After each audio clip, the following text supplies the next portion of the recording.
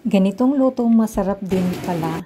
Hi, Mario na adlaw. Ako pala si Annie, isang OFW dito sa Taiwan. And for today's video guys ay ito yung lunch namin. So, tatlo kaming kakain dahil si Amo walang duty dahil may bagyo sa Taiwan. At itong lugar namin ay may tawag ba dito?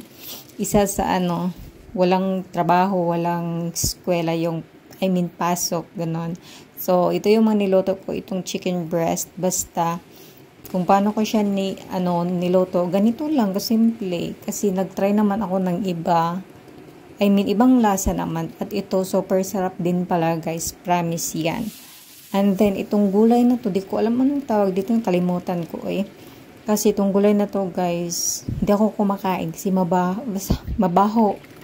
Feel ko lang, mabaho ng gas, ganon. At itong masarap din na isda, o diba? Masarap to, walang tapon, gnorn.